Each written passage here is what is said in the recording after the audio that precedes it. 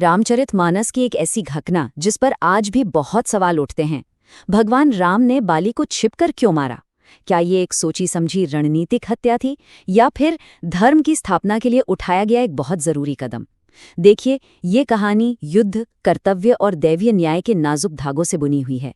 तो चलिए आज इस गुत्थी को साथ मिलकर सुलझाने की कोशिश करते हैं। इस पूरी कहानी की गहराई में उतरने के लिए हमें सबसे पहले सुग्रीव के डर को महसूस करना होगा। वो अपने ही भाई बाली से इतने ज्यादा डरे हुए थे कि कहते थे सपने में भी अगर उससे लड़ाई हो जाए तो नींद खुल जाती है। यह सिर्फ एक भाई का डर नहीं था, ये वो बुनियाद थी जिस पर राम और सुग्रीव का पूरा गठबंधन टिकने वाला था। तो कहानी का पहला अध्याय शुरू होता है जहां दो निर्वासित जिंदगी यानी दो एग्जाइल्ड लोग एक ही मकसद के लिए आकर मिलते हैं। यहाँ असल में दो कहानियां एक साथ चल रही थीं।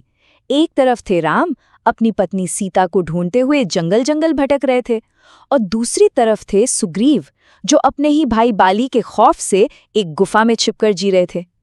देखिए, दोनों ने अपना राज्य खोया था और दोनों ही अपनी पत्नी से बिछड़ चुके थे, और शायद यही एक जैसा दर्द, यही साझा पीड़ा उन्हें एक दूसरे के करीब ले आई और एक बहुत जरूरी गठबंधन की नींव।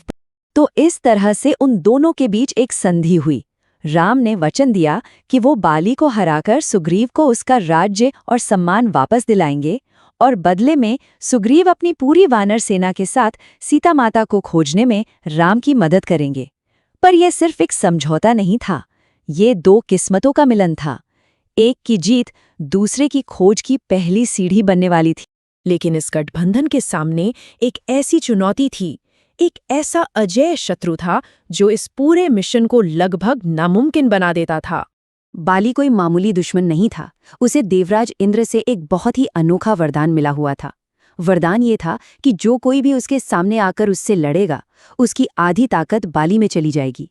अब सोचिए, इसका मतलब ये हुआ कि आमने सामने की लड़ाई में उसे हराना लगभग नामुमकिन था। यहाँ पर युद्ध के सारे पारंपरिक नियम बेकार हो जाते थे।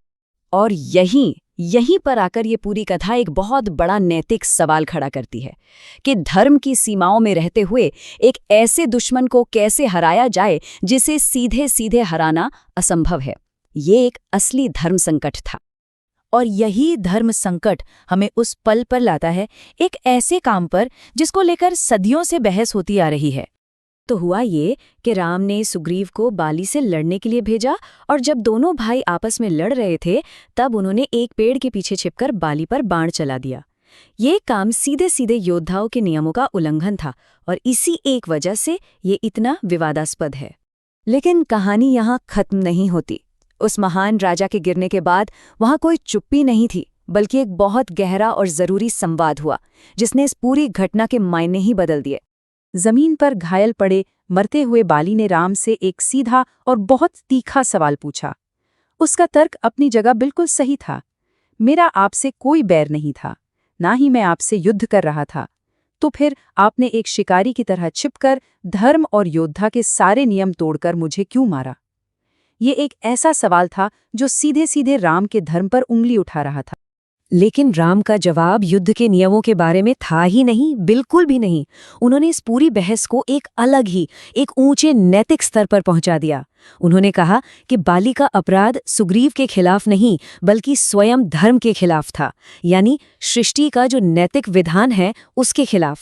अपने छोटे भाई की पत्नी को बलपूर्वक अपना लेना एक ऐसा पाप था जिसे नजरअंदाज नहीं किया जा सकता था, और एक राजा होने के नाते धर्म की रक्षा करना राम का परम कर्तव्य था।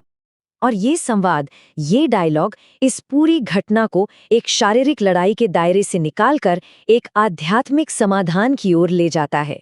ये सब कुछ रीडिफाइन कर देता है।